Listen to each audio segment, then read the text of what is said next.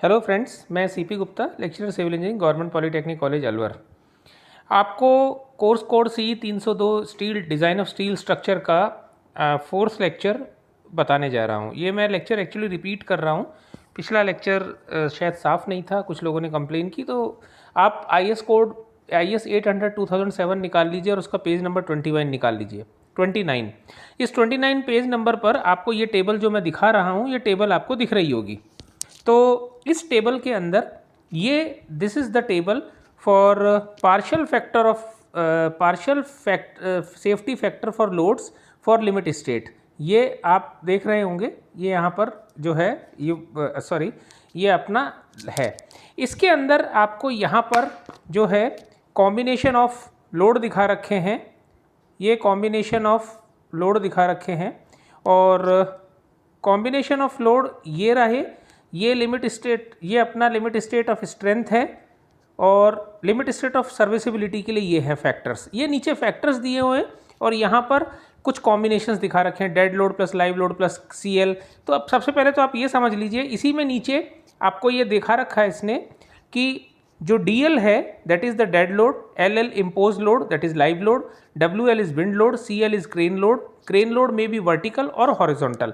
ये आपके दिमाग में प्रश्न उठ रहा होगा कि हॉरिजॉन्टल क्रेन लोड, तो गेंट्री गर्डर्स के अंदर जब आप देखेंगे तो गेंट्री गर्डर्स के अंदर जो लोड्स आते हैं उसमें जब एक जगह से दूसरी जगह पर हम शिफ्ट करते हैं लोड को, तो उसमें हॉरिजॉन्टल लोड्स भी डेवलप हो जाते हैं। एक्सीडेंटल लोड्स स्टील स्ट्रक्चर में काफ़ी सारे ऐसे लोड्स होते हैं, जैसे कोई किसी हाइट पर हम कोई मेंबर कनेक्ट कर रहे हैं और वो मेंबर वहाँ से गिर गया, तो इस तरह के वो नीचे जो किसी दूसरे मेंबर पर गिरता है उस तरह के लोड्स को एक्सीडेंटल लोड कहते हैं। ये जो ER आपको दिख रहा है, ये ER का मतलब होता है इरेक्शन लोड।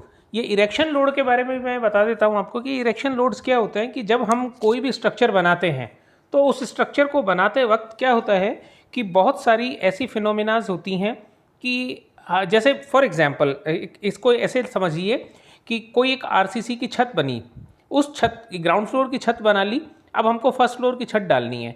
तो फर्स्ट फ्लोर की छत डालने के लिए हम ग्राउंड फ्लोर की छत पर बल्लियाँ खड़ी करेंगे, उसके ऊपर शटरिंग लगाएंगे और फिर कंक्रीट डालेंगे। तो भैया जो फर्स्ट फ्लोर की छत है उसका जो सारा का सारा लोड है वो कहाँ ट्रांसफ़र हुआ? ग्राउंड फ्लोर की छत पर। अब आप मुझे बताइए, ग्राउंड फ्लोर की छत को जब हमने डिज़ाइन किया था तब क्या हमने ये कंसिडर किया था कि इसके ऊपर हम बल्लियाँ खड़ी करेंगे और उन बल्लियों के ऊपर पॉइंट लोड्स आएंगे? नहीं किया ना। ठीक इसी तरीके से स्टील स्ट्रक्चर के अंदर भी हमारे जो कुछ लोड्स ऐसे होते हैं जो हमारे इरेक्शन लोड्स होते हैं।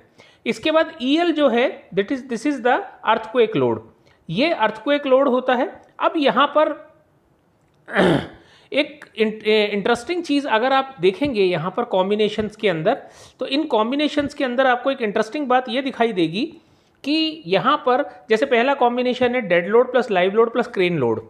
ये सबसे ऑफन लोड है, मतलब हमारे पास जो स्टील स्ट्रक्चर में सबसे ज़्यादा कॉमनली जो लोड हम फेस करते हैं, ये तीनों लोड्स का कॉम्बिनेशन फेस करते हैं। सेकंड नंबर पर dead load plus live load plus crane load plus wind load oblique earthquake load. अब देखिए यहाँ पर इससे नीचे वाले में भी wind load oblique earthquake load. तो ये एक बहुत समझने वाली बात होती है कि कभी भी जब हम लोड कॉम्बिनेशन लेते हैं तो उसमें अगर विंड लोड भी आ रहा है और अर्थक्वेक लोड भी आ रहा है, तो एट ए टाइम हमसे कोड ने कहा है कि आप या तो विंड लोड कंसिडर करेंगे या फिर अर्थक्वेक लोड कंसिडर करेंगे।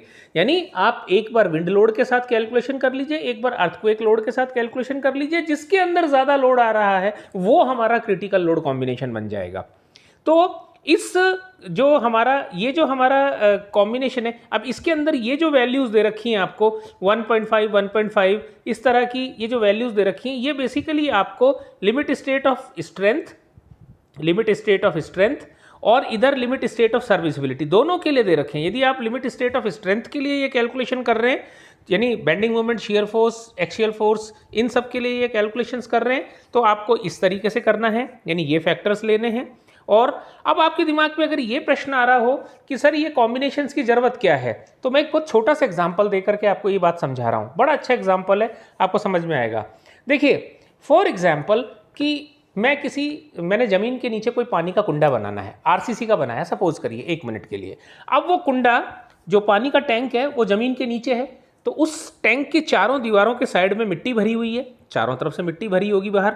अब ये मिट्टी क्या करेगी, ये मिट्टी इस टैंक की दीवारों पर इस टैंक को अंदर की तरफ, टैंक की वॉल्स को अंदर की तरफ गिराने की कोशिश करेंगी। क्यों?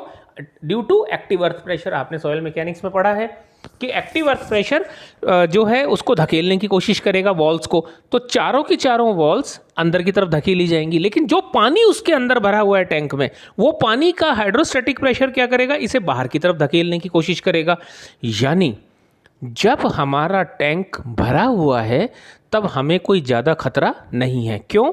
कि टैंक के अंदर भरे हुए पानी का हाइड्रोस्टैटिक प्रेशर जो मिट्टी की तरफ इसको धकेल रहा है और मिट्टी का एक्टिव अर्थ प्रेशर जो दीवार को पानी की तरफ धकेल रहा है, ये दोनों एक दूसरे को बैलेंस कर लेंगे।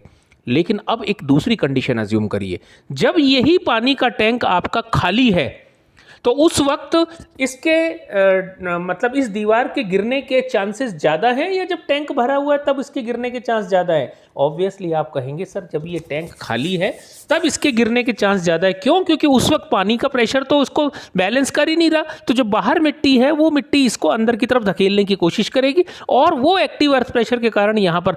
तो फिर जब सवाल उठा कि क्रिटिकल लोड कॉम्बिनेशन कौन सा हुआ या क्रिटिकल लोड कंडीशन कौन सी हुई, तो क्रिटिकल लोड कंडीशन इस केस में वो हुई जबकि टैंक खाली है। तो ठीक इसी तरीके से जब हम कोई भी स्टील स्ट्रक्चर डिज़ाइन करते हैं तो उस वक्त हम ये देखते हैं कि हमारा कौन सा लोड, हमें सारे लोड कॉम्बिनेशंस के अंदर जो जो पॉसिबल लोड्स उस स्टील स्ट्रक्चर पर आ सकते हैं उन सारे के सारे कॉम्बिनेशंस को हम कंसिडर करते हैं और जो भी वर्स्ट केस बनता है, वर्स्ट मतलब जिस भी कॉम्बिनेशन के अंदर सबसे खतरनाक लोड पैदा हो रहा है, खतरनाक लोड पैदा हो रहा है मतलब सबसे खतरनाक बेंडिंग मोमेंट डेवलप हो रहा है, सबसे खतरनाक शियर फोर्स या खतरनाक एक्सियल फोर्स डेवलप हो रहा है, उस लोड कॉम्बिनेशन के लिए हम उस स्ट्रक्चर को डिज़ाइन करते हैं।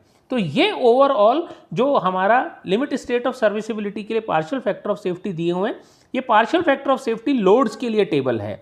ठीक है, थैंक यू वेरी मच।